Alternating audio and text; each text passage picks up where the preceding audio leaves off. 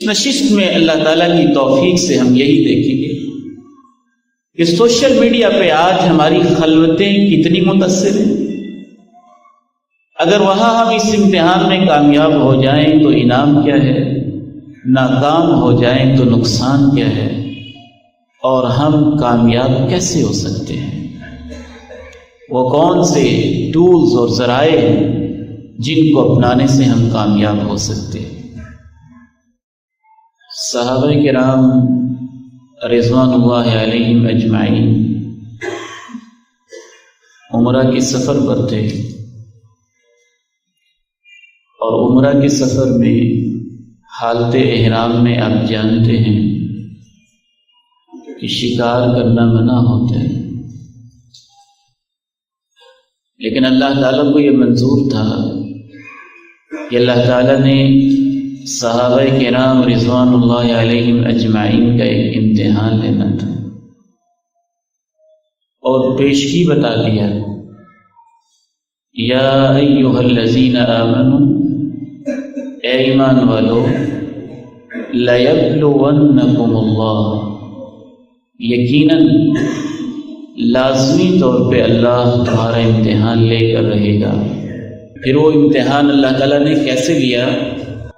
امام مقاتل عظیم مفسر ہیں، اس آیہ مبارکہ کی تفسیر میں کہتے ہیں کہ وہ امتحان اس طرح سے لیا گیا، اتنا شکار، اتنے پرندے، اتنے ہرن، اور اس قدر زیادہ وافر مقدار میں کہ اس سے پہلے صحابہ کرام نے اپنی پوری زندگی میں اتنا شکار کبھی دیکھا ہی نہیں تھا، اور قریب اتنا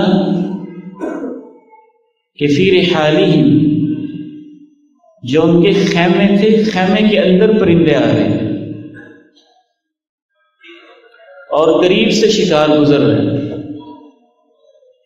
تنالہ ایدیکم، اور اس قدر قریب آ کے پرندے بیٹھ رہے ہیں کہ صحابہ چاہیں تو اپنے ہاتھ سے اس پرندے کو پکڑ کے شکار کر لیں۔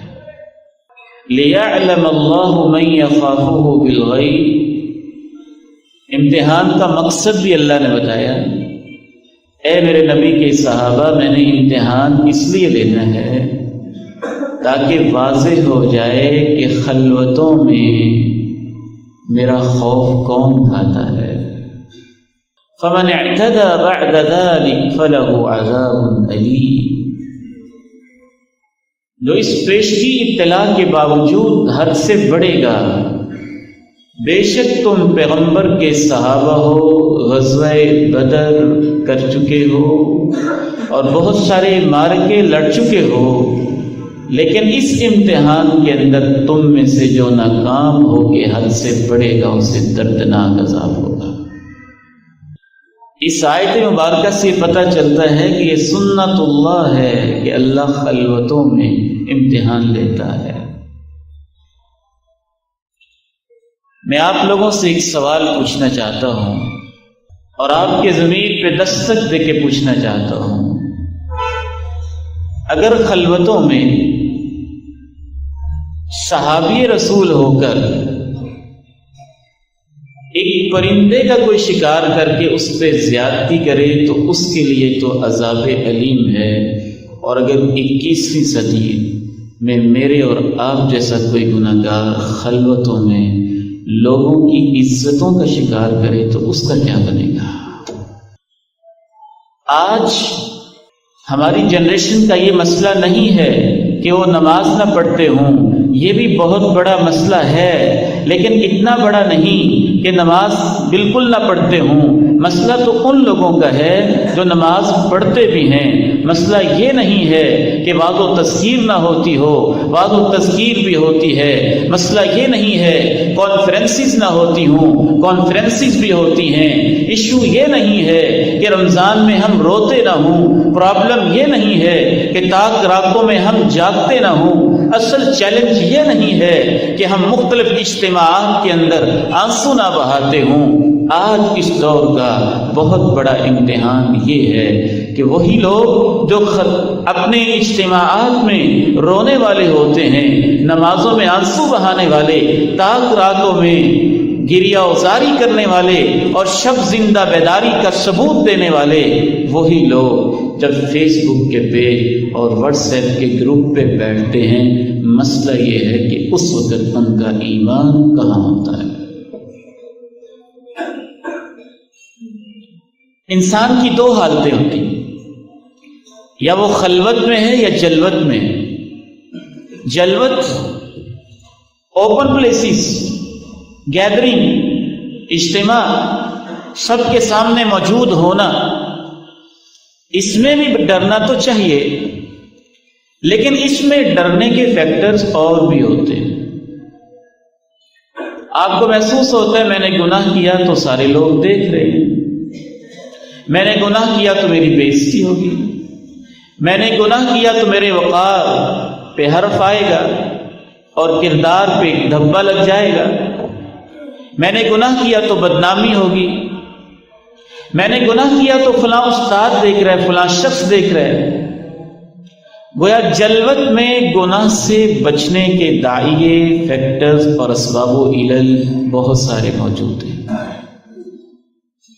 خلوت، جب انسان اکیلا ہو اور اسے علم ہو کہ میں جو کچھ کروں گا اس کو ڈیلیٹ کر سکتا ہوں، میں جو کچھ دیکھوں گا اس کو انکرپٹ کر سکتا ہوں، میں جو براؤزنگ کروں گا اس کی ہسٹری اپنے کارڈ سے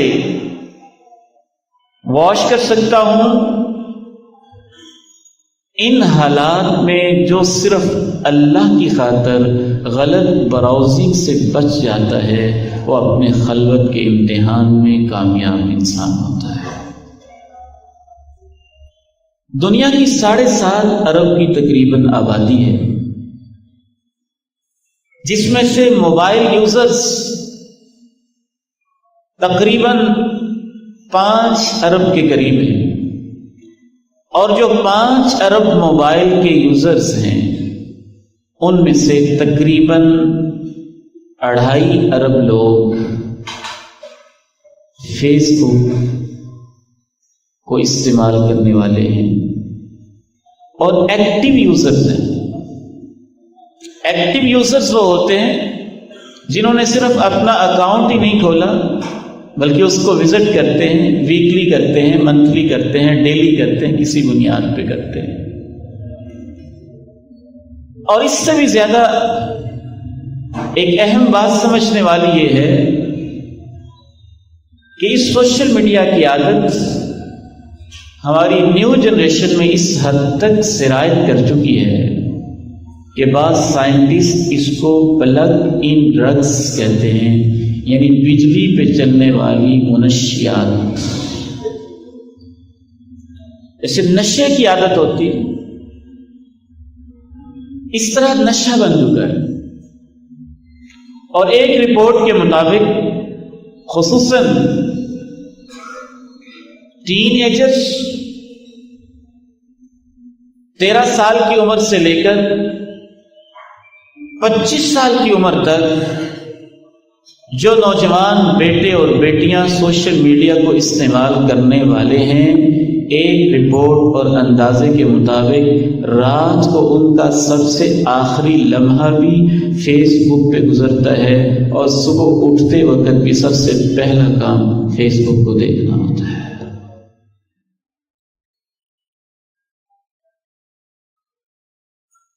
صرف یہی نہیں، پھر سوشل میڈیا کے ان ذرائع کے اوپر ایک دور وہ ہوتا تھا جب برائی کرنا مشکل ہوتا تھا، غلط منظر، غلط نگاہی اور کسی ننگی و برہنہ تصویر کو دیکھنے کے لیے سینما ہاؤس ہے شہر سے دور یا کسی جگہ پہ چھپ کے لوگ جاتے تھے۔ جن برائیوں کو دیکھنا اور کرنا مشکل تھا، آج میرے بیٹوں اور بیٹیوں کے لیے چھوٹوں اور بڑوں کے لیے ان سے بچنا مشکل بنا دیا گیا ہے۔ سابقہ دور کے اندر جن چیزوں سے ہم 20-21 سال کی عمر تک واقف نہیں ہوتے تھے، اس دور میں 7, 8, 9, 10 سال کے بچے بھی پردے کی ان چیزوں سے واقف اور آگاہ ہو چکے ہیں۔ ستم بالائے ستم یہ ہے، ستم بالائے ستم یہ ہے کہ صرف یہی نہیں کہ وہ چیزیں تنہائیوں میں ہمارا امتحان ہے۔ میں اس نوجوان کو کبھی نہیں بھولتا جب 27ویں رات تھی، رمضان کا مہینہ تھا، رب کو منانے کے لمحے تھے، آنسو بہانے کے اوقات تھے، رات کے اس لمحے اللہ کے گھر میں لیٹے ہوئے میں یوں درس دے کے فارغ ہو کے اس کے پاس سے گزرا، جب میری نگاہ پڑی تو 27ویں شب میں مسجد میں لیٹے ہوئے رمضان کے مہینے میں وہ کوئی ننگی اور بری تصویریں دیکھ رہا تھا۔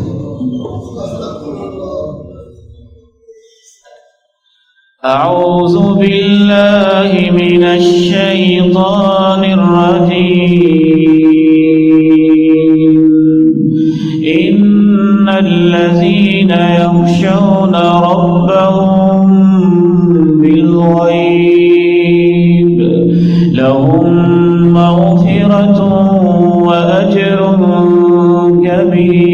كبير وأسروا قولكم أو اجهروا به إنه عليم بذات الصدور ألا يعلم من خلق وهو اللطيف الخبير۔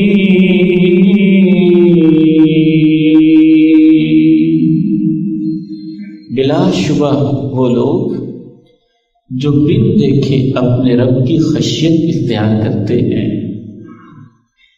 دو اس کے معنی، بالغیب کا یا تو تعلق ہے ربہم سے کہ انہوں نے اپنے رب کو نہیں دیکھا اور پھر بھی اپنے رب سے ڈرتے ہیں، اور دوسرا مفہوم یہ ہے کہ ان کو دنیا کی کوئی آنکھ نہیں دیکھ رہی ہوتی، وہ خود عالم غیب میں ہوتے ہیں، کوئی ان کو آبزرو نہیں کر رہا ہوتا، وہ پھر بھی اپنے رب سے ڈرتے ہیں۔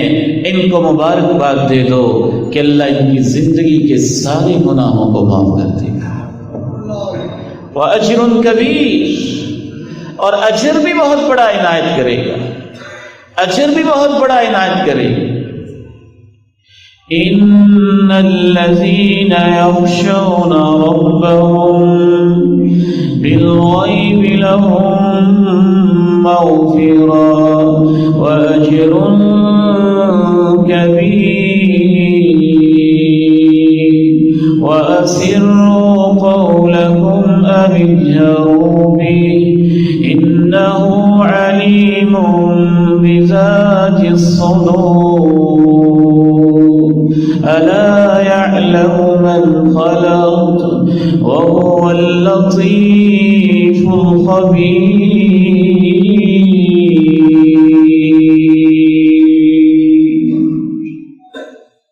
اللہ کے پیارے نبی علیہ السلام ارشاد فرماتے ہیں، ایک شخص ہے زندگی بھر عمل سے غافل رہا ہے،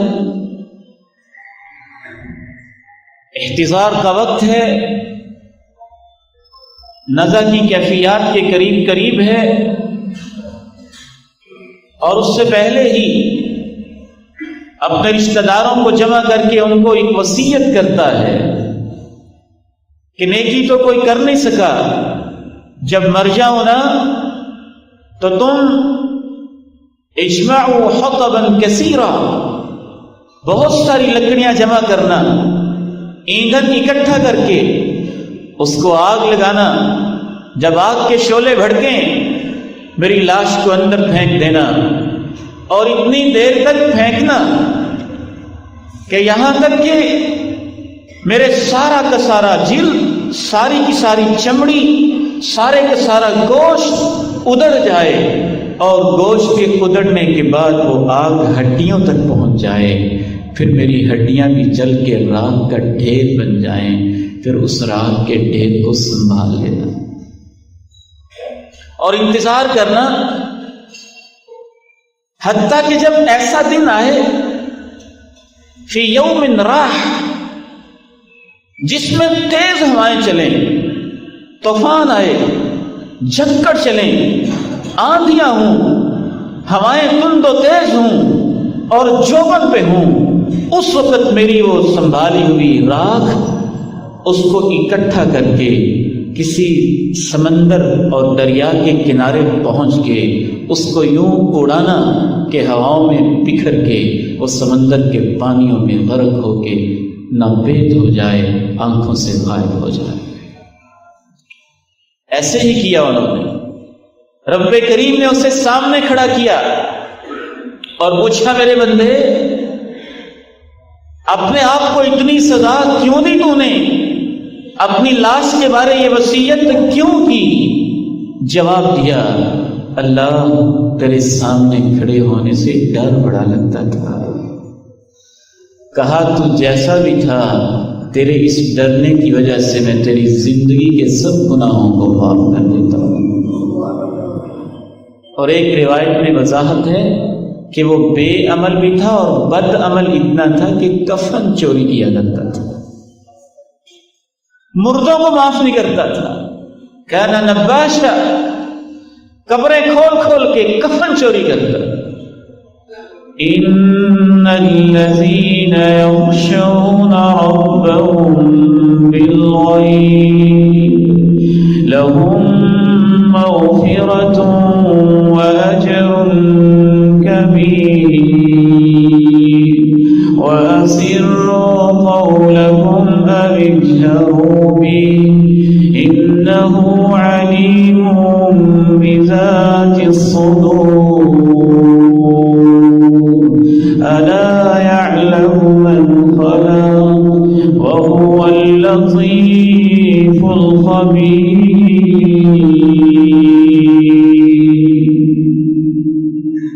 دو تین چیزیں یہاں قابل ہو گئی۔ یہ سورہ ملک ہے نا، اور یہ ہمارے ڈیلی سلیبس میں شامل ہے۔ ایسا نصاب ہے کہ اس کو روزانہ پڑھنا چاہیے۔ کہا ان کے لیے بخشش بھی ہے اور بہت بڑا اجر بھی ہے۔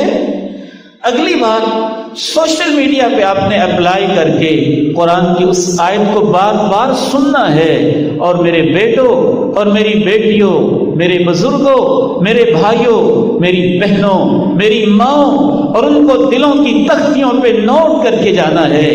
وَأَسِرُّوا قَوْلَكُمْ أَوِ اجْهَرُوا بِهِ إِنَّهُ عَلِيمٌ بِذَاتِ الصُّدُورِ وَأَسِرُّوا قَوْلَكُمْ أَوِ اجْهَرُوا بِهِ إِنَّهُ عَلِيمٌ بِذَاتِ الصُّدُورِ أَلَا يَعْلَمُ مَنْ خَلَقَ وَهُوَ اللَّطِيفُ الْخَبِيرُ۔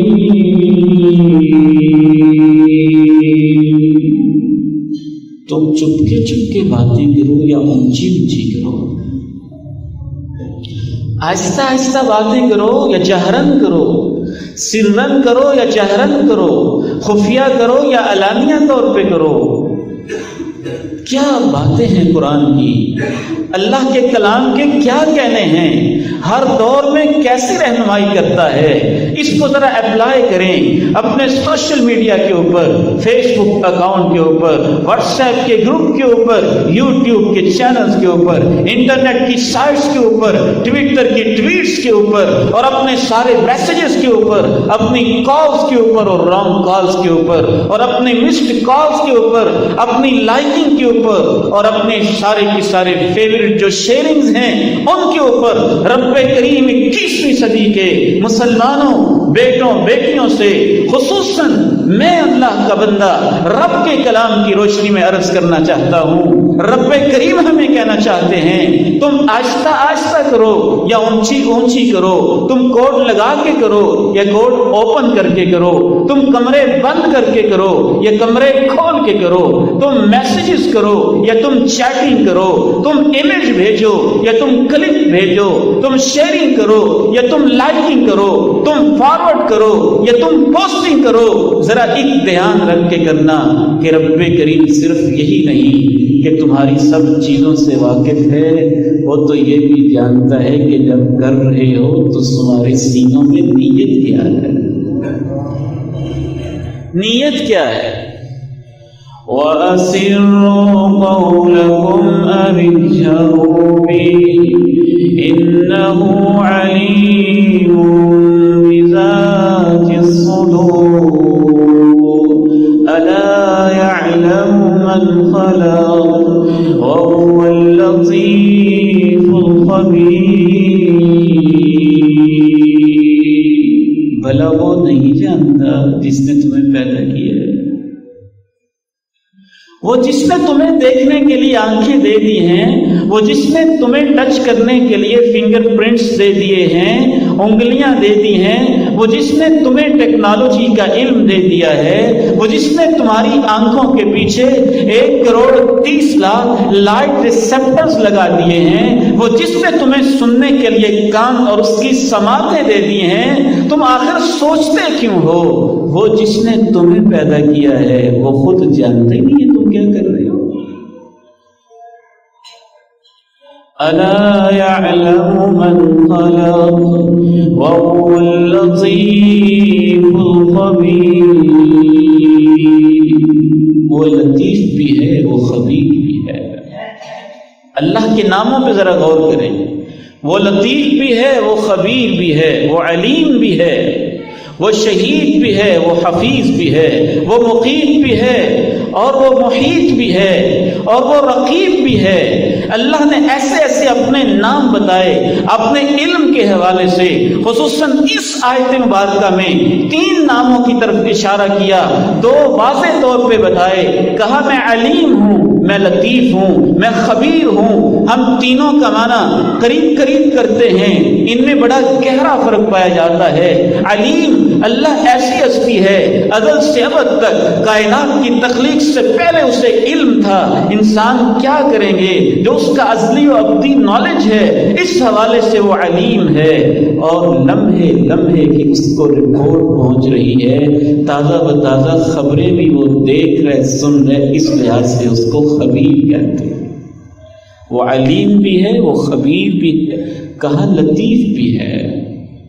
تمہاری ہر خبر، ہر داستان، ہر رپورٹ، ہر شیئرنگ کے اندر گہرائیوں کے اندر اتر کے وہ دیکھتا ہے، اس لحاظ سے وہ لطیف ہے، باریک بین ہے، وہ حفیظ بھی ہے کہ جو تم کر رہے ہو اس کا ریکارڈ محفوظ بھی کر رہا ہے، وہ شہید بھی ہے، اس کو وہ دیکھ بھی رہا ہے، وہ محیط بھی ہے، اس کے تمام پہلوؤں سے وہ مکمل طور پر آگاہ بھی ہے۔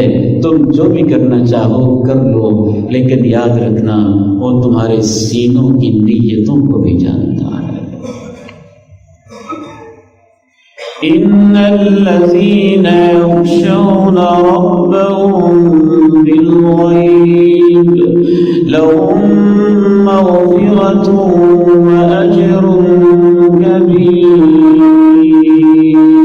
تو پہلا انعام یہ ہے کہ جو خلوتوں میں ڈر جائے گا، اللہ اس کی زندگی کے سب گناہوں کو معاف کروا دے گا۔ دوسرا انعام، جو تنہائیوں میں رب کریم سے ڈرنے والا ہوگا اور جو تنہائیوں میں خشیت اختیار کرنے والا ہوگا، رب کریم کا اس کے ساتھ وعدہ ہے کہ اللہ رب العزت اپنے ایسے بندے سے محبت کریں گے، پیار کریں گے، الفت کریں گے، اسے چاہیں گے، صرف محبت ہی نہیں کریں گے۔ میرے بیٹوں اور بیٹیوں، خصوصاً میں آپ کی توجہ اپنی طرف پوری یکسوئی چاہتا ہوں۔ بعض دفعہ ہم محض اس شوق کے اندر فارورڈ کرتے رہتے ہیں، لائکنگ کرتے رہتے ہیں، یا سبسکرائب کرتے رہتے ہیں، یا فرینڈ لسٹ میں اضافہ کرتے رہتے ہیں، ریٹنگ بڑھ جائے، ویورز بڑھ جائے، لائکنگز بڑھ جائیں، زیادہ سے زیادہ لوگ دیکھنے والے ہو جائیں، میرے چینل کو سبسکرائب کرنے والے ہو جائیں۔ اور افسوسناک رپورٹ تھی ایک 2012 کی غالباً، جیسے مجھے یاد پڑتا ہے کہ پورنوگرافی، فحاشی کے اوپر مبنی ویب سائٹس کو سب سے زیادہ امریکہ اور یورپ سے بھی زیادہ ملک پاکستان میں کلک کیا جا رہا ہے۔ رپورٹس غلط بھی ہوتی ہیں، بعض دفعہ غلط معلومات پر بھی مبنی ہوتی ہیں، ہو سکتا ہے، لیکن کم از کم اتنا اندازہ تو ضرور ہوتا ہے کہ ہماری نوجوان نسل خطرے کی کس گہرائی کے کنارے پہ کھڑی ہوئی ہے، اور کیسا فیوچر ہے جو اس کو درپیش ہے، اور کیا چیلنجز ہیں جس کا آج کے نوجوان کو سامنا ہے۔ ایک بہت بڑی وجہ ان چیزوں کی یہ ہوتی ہے، ہم چاہتے ہیں ریٹنگ بڑھے، ہم چاہتے ہیں میرے چینل کو سبسکرائب کرنے والے بڑھے، ہم چاہتے ہیں ویو کرنے والے بڑھے، ہم چاہتے ہیں واہ واہ ہو جائے، شاباش ہو جائے، لائکنگ بڑھ جائیں، اور پورے سوشل میڈیا پہ شور مچ جائے۔ اس نوجوان کی تو کیا بات ہے، ایسی تصویریں، ایسے کلپ، ایسے امیج، ایسی باتیں شیئر کرتا ہے کہ نوجوانوں کے دل اس سے بالکل اس کے اوپر دل گرفتہ ہی ہو جاتے ہیں، اور اس کے اوپر فریفتہ ہو کے رہ جاتے ہیں۔ یاد رکھنا، محبتیں ریٹنگ سے نہیں ملتی ہیں، محبتیں تب ملتی ہیں جب عرش والا رب محبتیں دلوں میں خود پیدا کرتا ہے۔ اگر آپ کی شوق میں یہ کام کرتے ہیں نا کہ میرا مقام اونچا ہو، شہرت مل جائے، محبتیں مل جائیں، تو پھر اللہ کے پیغمبر کی یہ حدیث آئندہ ہمیشہ ذہن میں رکھنا کہ متقی قسم کا جو انسان ہوتا ہے، جو احسان کے درجے پہ فائز ہوتا ہے، ان تعبد اللہ کأنک تراہ فإن لم تکن تراہ فإنہ یراک، رب کریم جب اس سے محبت کرتے ہیں، ینادی جبریل، پھر رب جبریل کو آواز دیتے ہیں، یا جبریل، اے میرے سرتاج ملائک جبریل، فرشتوں کے سردار، میں اپنے فلاں بندے سے، کراچی کے فلاں نوجوان سے، سوشل میڈیا کے اوپر بیٹھنے والے فلاں میں تیرے امتی سے، اے جبریل امین، اپنے آخری نبی کی امتی سے اتنی محبت کرتا ہوں، میرا حکم ہے کہ جبریل مجھے اس بندے سے اتنی محبت ہے کہ تو بھی اس سے محبت کر۔ فَيُحِبُّهُ جبریل، تو جبریل بھی اس سے محبت کرنے لگتا ہے۔ ثم ینادی جبریل، پھر جبریل آسمان والوں سے مخاطب ہو کے کہتا ہے، یا اہل السماء ان اللہ یحب فلانا فاحبوه، اے آسمان والو، شہرتیں یہ ہوتی ہیں، بلندیاں یہ ہوتی ہیں، مقام یہ ہوتے ہیں، عرش کے اوپر سے مقام پہنچتے پہنچتے اب نیچے کی طرف سے مقام اتر رہا ہے، جبریل تک پہنچا ہے، جبریل سے آسمانوں تک پہنچا ہے، آسمان کے تمام فرشتوں کو حکم ہو گیا ہے، فلاں اللہ کا بندہ ہے، اللہ کو اس سے محبت ہے، اے آسمان کے فرشتوں تم سب اس سے محبت کرو۔ وہ کتنے فرشتے ہیں؟ لاکھوں ہیں، کروڑوں ہیں، اربوں ہیں، کھربوں ہیں، ملین بلینز ہیں، ہم ان کی تعداد جانتے ہی نہیں ہیں۔ 7 آسمانوں میں 4 انگلیوں کے برابر کوئی ایسی جگہ خالی نہیں جہاں کسی نہ کسی فرشتے نے اللہ کو سجدہ نہ کیا ہوا، اور وہ سارے ہی فرشتے اس بندے سے جو تنہائیوں میں ڈرنے والا ہے، اللہ کے اس بندے سے محبت کرنے لگ جاتے ہیں۔ ثم یوزع له القبول فی الارض، پھر جتنی محبت آسمانوں میں ہوتی ہے اتنی قبولیت، اتنی شہرت، اتنی دلوں میں محبت زمین کے بسنے والے انسانوں میں اللہ خود پیدا کر دیتا ہے۔ تم نے شہرتوں کے غلط راستے ڈھونڈے، تم نے محبتیں جیتنے کی غلط راہیں اختیار کی۔ یہ سوشل میڈیا کے لورز، ویورز اور لائکنگ دینے والے، یہ تو اتنے بے وفا لوگ ہوتے ہیں۔ سابقہ ایک دور ہوتا تھا، لاش تڑپتی تھی، لوگ جمع ہو جاتے تھے، اور یہ سوشل میڈیا ایکٹیوسٹ قسم کے لوگ بیچارے ادھر لاش تڑپتی ہے اور ان کو تصویر بنانے کی فکر ہوتی ہے۔ محبتیں کیا ہوتی ہیں جو دلوں میں ڈالی جاتی ہیں؟ میں آج ہی مطالعہ کر رہا تھا ہماری تاریخ کی عظیم کتاب، عظیم مفسر، عظیم مقرر، سنہرے دور سے تعلق رکھنے والے امام ابن کثیر رحمہ اللہ البدایہ والنہایہ میں امام احمد رحمہ اللہ کے حالات لکھتے ہوئے بیان کرتے ہیں۔ امام احمد کا کوئی بہت زیادہ نام زندگی میں اتنے چرچے نہیں ہوتے تھے جتنے اہل بدعت کے ہوتے تھے۔ اہل بدعت اپنی شہرتوں کے لیے بادشاہوں کی چاپلوسیاں کرتے، ان کی چمچاگیریاں کرتے، ان کے قریب رہتے، امام احمد کی پیٹھ پہ کوڑے برستے۔ امام ابن کثیر لکھتے ہیں امام احمد کہا کرتے تھے کس سے کتنی محبت ہے یہ تمہیں تب پتہ چلے گا جب ہمارے جنازے اٹھیں گے۔ پھر امام احمد کا جنازہ اٹھا۔ امام ابن کثیر لکھتے ہیں وقت کے بادشاہ نے باقاعدہ اپنے عمال کی، کاتبین کی، سیکٹریز کی ڈیوٹی لگائی کہ تم نے کاؤنٹ کرنا ہے امام احمد کے جنازے میں کتنے لوگ شامل ہوتے ہیں۔ فَعُدُّوا أَلْفَ أَلْفٍ وَثَلَاثَمِائَةِ أَلْفٍ فَعُدُّوا أَلْفَ أَلْفٍ وَثَلَاثَمِائَةِ أَلْفٍ۔ امام ابن کثیر لکھتے ہیں اس دور میں جب بادشاہ نے گنتی کروائی تو امام احمد کے جنازے میں شامل ہونے والے 13 لاکھ انسان تھے۔ 13 لاکھ انسان تھے۔ اور بعض لوگوں کو جگہ نہ ملی تو ایک روایت میں یہ بھی اضافہ ہے کہ کچھ لوگوں نے کشتیوں میں کھڑے ہو کے امام احمد رحمہ اللہ کا جنازہ ادا کیا۔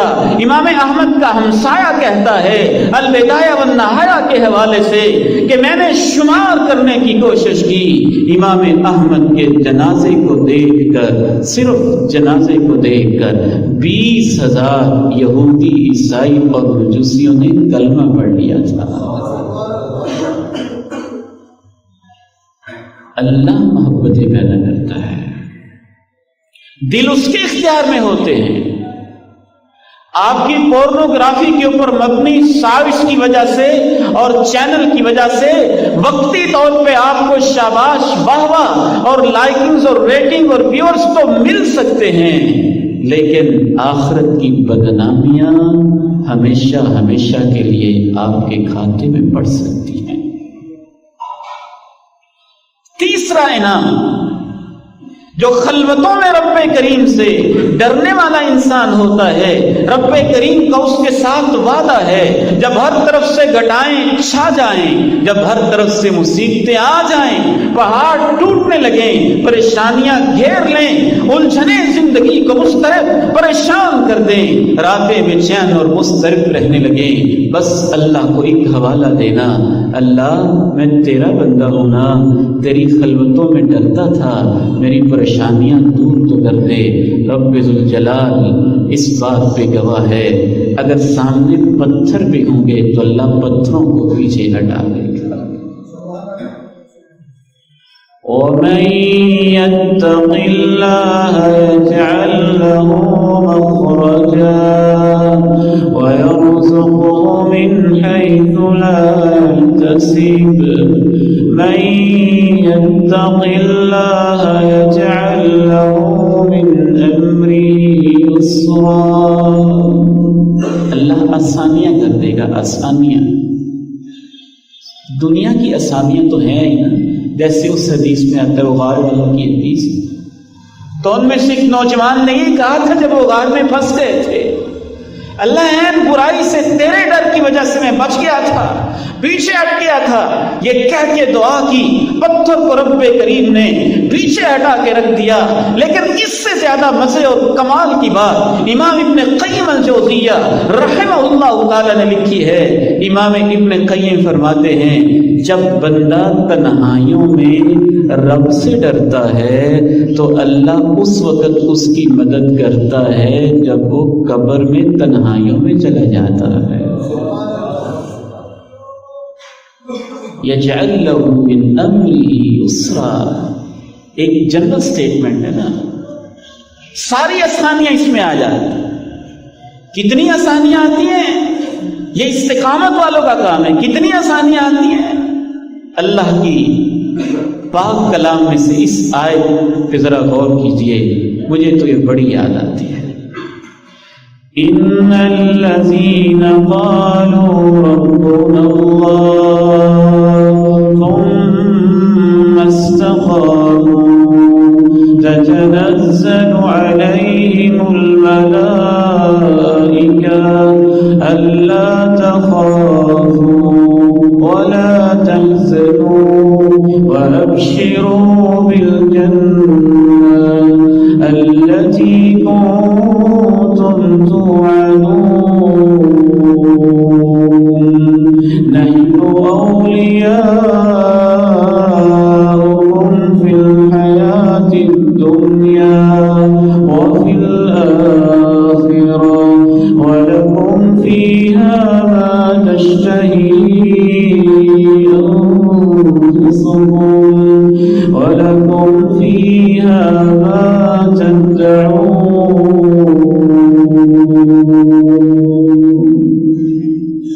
اتنی آسانیاں فرشتے روح بعد میں نکالتے ہیں اور پہلے اس کو کہہ دیتے ہیں آئندہ کیا ہوگا، ڈرنا نہیں، پیچھے کیا ہوگا، غم نہیں کھانا، مبارک ہو جس جنت کے وعدے تھے آج ہم تمہیں اس کی مبارکباد دینے آئے ہیں، سارے ہی چھوڑ جائیں گے، غم نہیں کھانا، پریشان نہیں ہونا، ہم دنیا میں تیرے دوست تھے، تیری نیکیاں لکھتے تھے، اب آخرت میں تیرے دوست بن کے رہیں گے، اور آگے جنت میں دنیا میں تو اپنی خواہشوں پہ کنٹرول کرتا رہا، وہ وقت آنے والا ہے تو جو خواہش کرے گا تیرا رب تیری ہر خواہش کو پورا کرتا جائے گا۔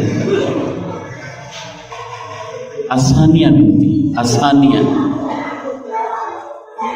اگر خلوتوں میں انسان نڈر ہو جائے، بے باک ہو جائے، جری ہو جائے، جسارت کرنے لگ جائے، ہر آنے جانے والی چیز کو دیکھنے لگ جائے، ٹکٹکی باندھے، گھومنے لگے، ہر چینل کو سرچ کرے، ہر چینل کو سبسکرائب کرے، ہر امیج کو دیکھے بغیر دیکھنے کے قابل ہے کہ نہیں بس آگے فارورڈ کرتا رہے، شیئر کرتا رہے، سب سے پہلی سزا یہ ہوگی اللہ نے چیلنج کر کے کہا ہے، وہ آیت جو شروع میں پڑھی تھی، جو تنہائیوں میں امتحان میں کامیاب نہیں ہوں گے ان کے لیے دردناک عذاب ہوگا۔ یا ایھا الذین آمنوا لیبلونکم اللہ بشیء من الصید تنالوا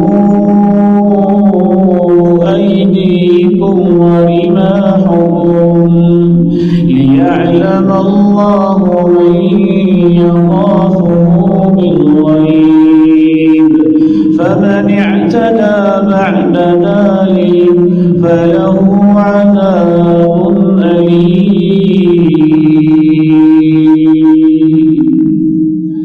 إن الذين يحبون أن تشيع الفاحشة في الذين آمنوا لهم عذاب أليم في الدنيا والآخرة والله يعلم وأنتم لا تعلمون۔ دوسری آیت میں وضاحت کی دردناک عذاب کبھی دنیا میں ہوتے کبھی آخرت میں ہوتا ہے، دردناک عذاب۔ کیا کیا دردناک عذاب سر فہرست جسم نے خطا کی تھی، جسم پہ عذاب آئے گا. ما ظہرت الفاحشہ فی قوم قط الا وفشا فیہم الطاعون والاوجاع التي لم تکن فی اسلافہم الذین مضوا. میرا ایمان ہے رب کریم کے فرمان پہ اور صاحب قرآن کے فرمان پہ دو ٹوک کہہ دیا. جس قوم کے اندر بے حیائی عام ہو جائے حتیٰ کہ وہ اس کو ایڈورٹائز کرنے لگیں، اس کا اعلان کرنے لگیں، کیا جامع الفاظ استعمال کیے، سوشل میڈیا پہ ایڈورٹائزمنٹ، بڑے بڑے بورڈ پہ ایڈورٹائزمنٹ. کسی چیز کی تشہیر تب تک مکمل نہیں ہوتی جب تک حوا کی بیٹی کو نیم برہنہ اور برہنہ کر کے سب کے سامنے اس کا اشتہار نہیں بنا لیا جاتا. رب کے پیغمبر نے فیصلہ کیا جس قوم میں بے حیائی اس حد تک پھیل جاتی ہے اللہ رب العزت کی طرف سے پھر اس قوم میں طاعون آتا ہے. وہ دردیں شروع ہوتی ہیں جو ان کے بزرگوں نے سنی بھی نہیں تھی. بنا لو جتنے ہسپتال بنانا چاہتے ہو، لیب بنا لو جتنی بنانا چاہتے ہو، میڈیکل سائنسز میں ریسرچ کر لو جتنی کرنا چاہتے ہو، تم MBBS اور FCPS اور اسپیشلسٹ ڈاکٹر پیدا کرتے رہو. رب کریم کا چیلنج ہے جس معاشرے سے فحاشی بے حیائی ختم نہیں ہوگی اس معاشرے سے دردیں بیماریاں ختم نہیں ہوگی. نیند کی گولیاں کھا رہے 25-26 سال کے نوجوان، جس مائیکل ہارٹ کو سن کے تم اپنے آپ کو ریلیکس کرنا چاہتے ہو اور اپنے آپ کو سکون فراہم کرنا چاہتے ہو، میرے نوجوان بیٹوں اور بیٹیوں، وہ تو ایسا گویا تھا خود اس کو نیند نہیں آتی تھی جب تک نشے کے انجیکشن نہیں لگواتا تھا.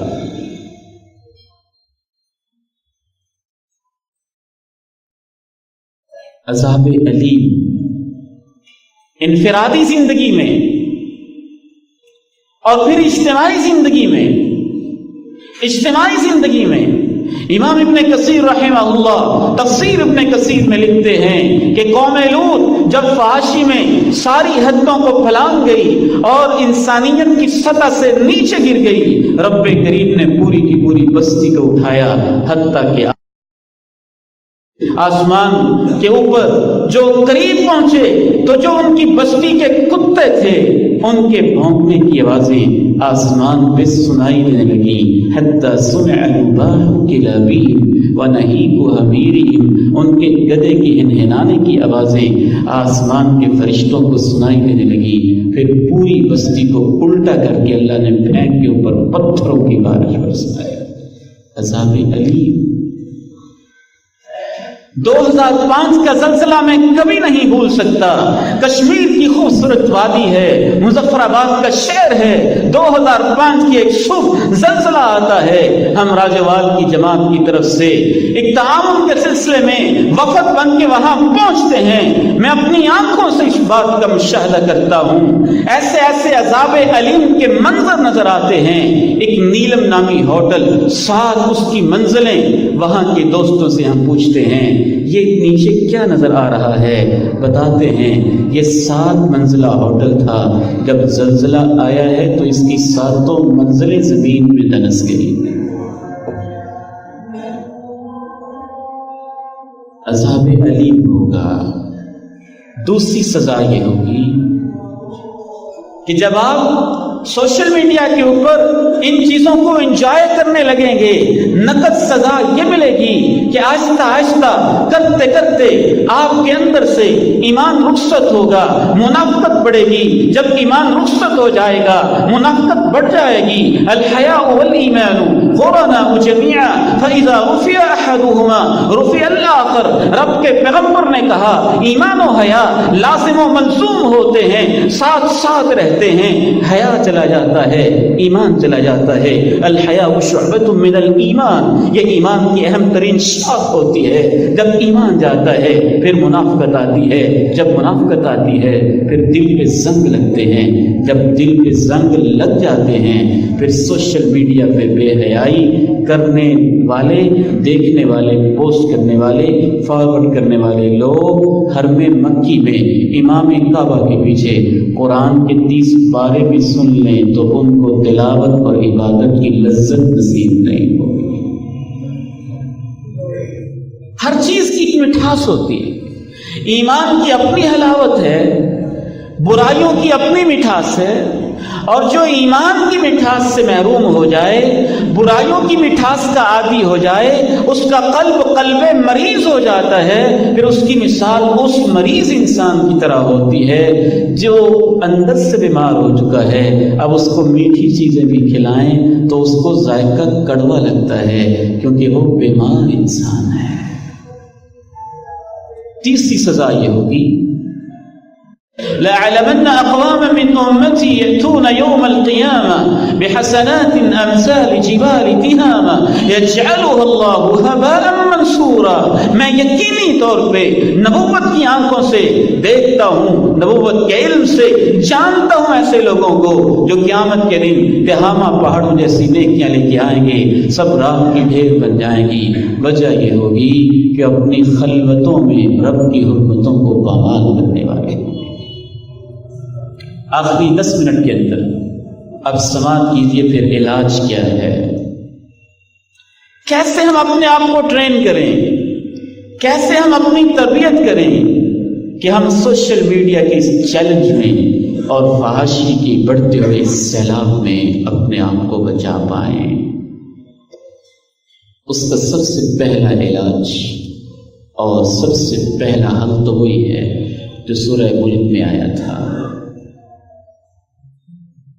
کہ ہمارے اندر یہ یقین آ جائے کہ ہم کبھی بھی تنہا نہیں ہوتے۔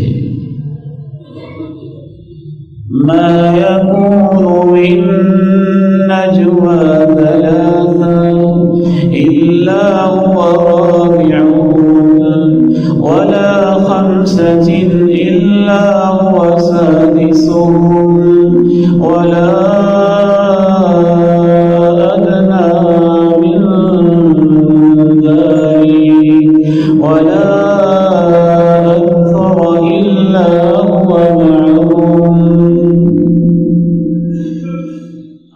زندگی ہو یا سوشل میڈیا کی چیٹنگ ہو، نجوا کا لفظ استعمال ہوا ہے، خفیہ باتیں کرنا، سرگوشیاں کرنا۔ رب کریم نے ہمارا ایمان بنایا کہ جب 3 لوگ چیٹنگ کرتے ہیں، سرگوشیاں کرتے ہیں، آہستہ آہستہ باتیں کرتے ہیں، تو یاد رکھا کرو کہ چوتھا ان کے ساتھ ان کا رب ہوتا ہے۔ جب فیس بک پہ 2 لوگ باتیں کر رہے ہوتے ہیں تو تیسرا رب ہوتا ہے۔ جب 3 لوگوں کا واٹس ایپ کا گروپ ہوتا ہے تو چوتھا رب ہوتا ہے۔ جب 5 لوگوں کا گروپ ہوتا ہے تو چھٹا رب ہوتا ہے۔ جب اکیلا ہوتا ہے تو دوسرا رب ہوتا ہے۔ اس سے کم ہوں یا اس سے زیادہ، جب ہزاروں اور لاکھوں اور اربوں کی تعداد میں فیس بک کے یوزرز ہوتے ہیں تو ان کے ساتھ بھی ان کا رب ہوتا ہے۔ پہلا یہ یقین اور ایمان پیدا کریں کہ ہم تو تنہا ہوتے ہی نہیں، دنیا والوں کے لیے ہم تنہا ہوتے ہیں، لیکن رب تو ہمارے ساتھ ہوتے ہیں۔ وَإِذَا سَأَلَكَ عِبَادِي عَنِّي فَإِنِّي قَرِيبٌ أُجِيبُ دَعْوَةَ الدَّاعِ إِذَا دَعَانِ فَلْيَسْتَجِيبُوا لِي وَلْيُؤْمِنُوا بِي لَعَلَّهُمْ يَرْشُدُونَ۔ نحن أقرب إليه من حبل الوريد۔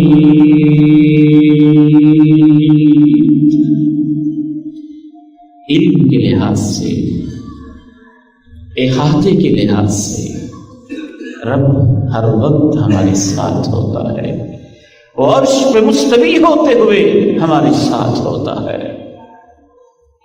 اپنی ایک تربیت کیجئے نوجوان نسل کی، بیٹوں بیٹیوں کی اس نہج کے اوپر تربیت کیجیے کہ ان کے شعور و لاشعور میں، ان کے رگ و ریشے کے اندر یہ ایمان سرایت کر جائے۔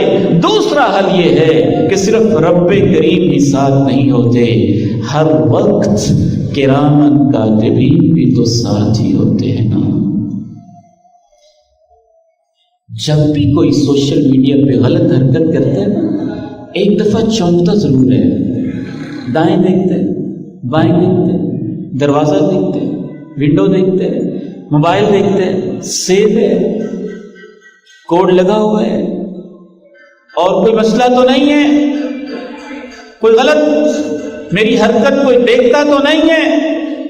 چند لمحوں کے لیے اس وقت یہ یقین بھی ذہن میں تازہ کر لیا کریں کہ کوئی دیکھے یا نہ دیکھے، اوپر رب بھی دیکھ رہا ہے، اور کرامن کاتبین تمہاری انگلی کی ہر ٹچنگ کو نوٹ کر رہے ہیں۔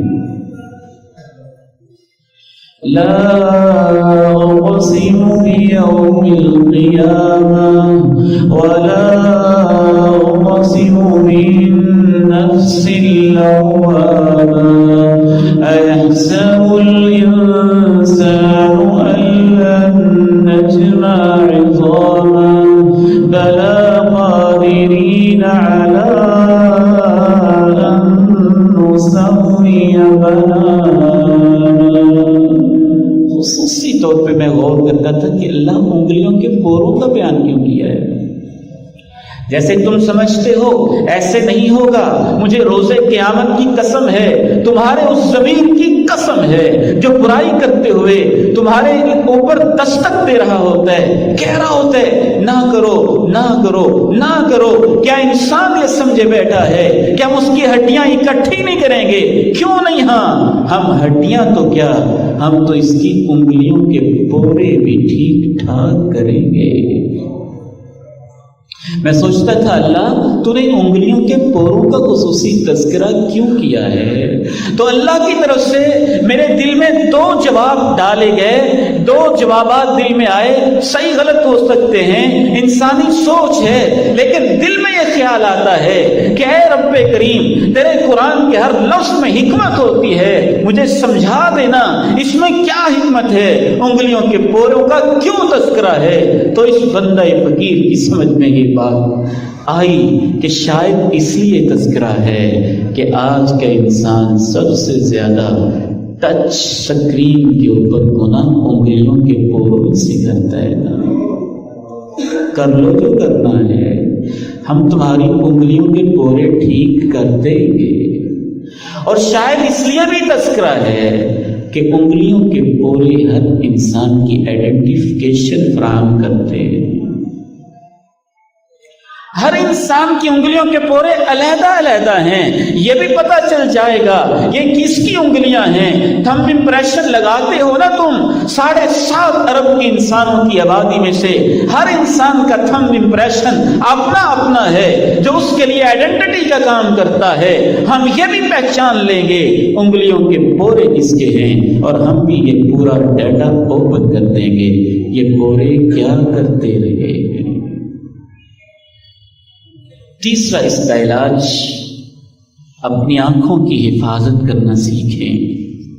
جب بھی کوئی برا منظر آئے فوری طور پہ اپنی آنکھوں کو پست کر لیں، اس کو ہائڈ کر دیں، ایڈ بلاک کر دیں، کوشش کریں اس کو چھپائیں فوری طور پر۔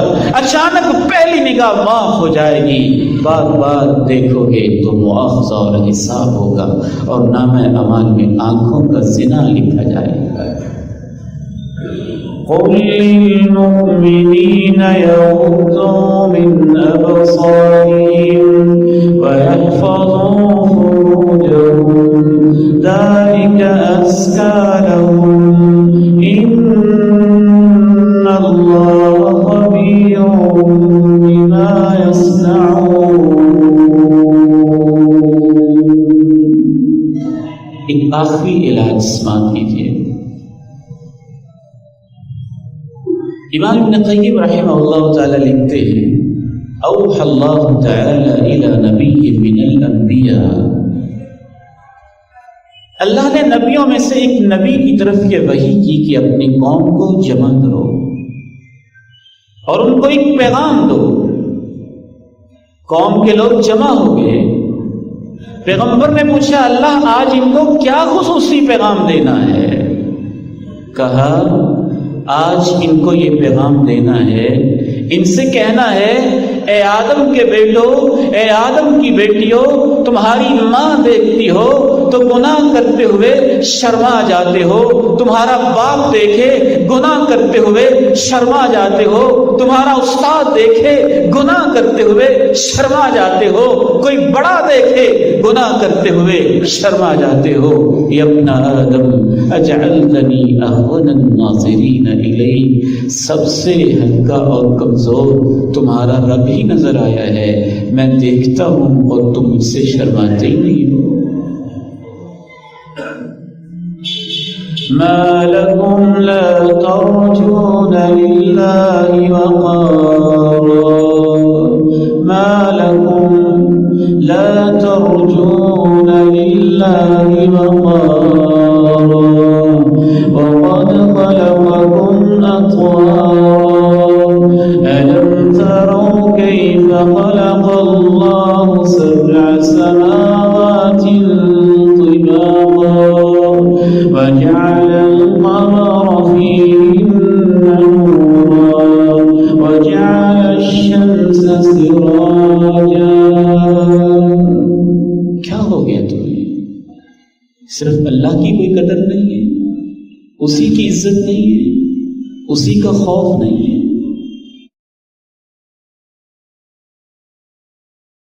اس سوال میں آپ سے کرنا چاہتا ہوں، آپ نے جواب نہیں دینا، صرف سوچنا ہے۔ دستک ہے آپ کے دلوں کے دروازوں پر، جواب نہیں سننا چاہتا، بس اپنے من میں جھانک کے آپ نے سوچنا ہے۔ اگر تو آپ تیار ہوں کہ کوئی مسئلہ نہیں، دیکھیں میرا موبائل اور دکھائیں اس کے میموری کارڈ، اس کے سارے اندر بنی ہوئی فائلیں، ساری چیٹنگ اور فیس بک کے سارے اکاؤنٹس اور سارے چینلز اور ساری براؤزنگ اور ساری ہسٹری سب کو دکھا دیں۔ اگر آپ تیار ہوں تو آپ کو مبارک ہے، آپ سوشل میڈیا کے خلوتوں کے امتحان میں کامیاب ہیں۔ اور اگر آپ جھجکیں، ہیزیٹیشن محسوس کریں کہ نہیں اس میں وہ فلاں امیج ہے، فلاں تصویر ہے، فلاں میوزک ہے، یہ دین کا ایک فقیر عالم طالب علم انسان پنجاب اتنی دور سے مہمان آیا ہوا، یہ کیا سوچے گا کہ یہ ایسا بندہ ہے، نماز بھی پڑھتا ہے، اپنے موبائل میں یہ گند بھی رکھتا ہے۔ اگر آپ کو وہ دکھاتے ہوئے ہیزیٹیشن اور شرم محسوس ہو تو پھر آپ کو ڈرنا چاہیے، قیامت کے دن جب اللہ دکھائیں گے تو کتنی شرم آئے گی۔ بیٹے بیٹیاں سارے وعدہ کر ہی لے کر ہیں اللہ تعالیٰ سے کہ سب ایسی چیزیں ڈیلیٹ کرتے ہیں، سب ایسے اکاؤنٹ ختم کرتے ہیں، سب ایسے فرینڈس جو آپ کو ایسی چیزیں بھیجتے ہیں ان کو ہمیشہ کے لیے خیر بات کہہ دیں، اور سب ایسے گروپ لیفٹ کر جائیں، اور سب ایسے فیک اکاؤنٹ ہمیشہ کے لیے ختم کر دیں، اور ایسی کالز اور ایسے نمبر اور ایسے پورے کے پورے سلسلے اور ایسے چینلز جو آپ کو غلط راہوں پہ لے کے جاتے ہیں، ان کو ختم کریں۔ اگر آپ نے ایسے فرینڈز اور ایسی دوستیاں سوشل میڈیا پہ ختم نہ کی تو قیامت کے دن یہ دوست آپ کے دشمن ہوں گے، اور آپ اپنی انگلیاں چبا چبا کے کہیں گے کاش میں نے ان کو دوست نہ بنایا ہوتا۔ اللہ تعالیٰ مجھے اور آپ کو عمل کی توفیق نصیب فرمائے۔ وآخر دعوانا ان الحمد للہ رب العالمین۔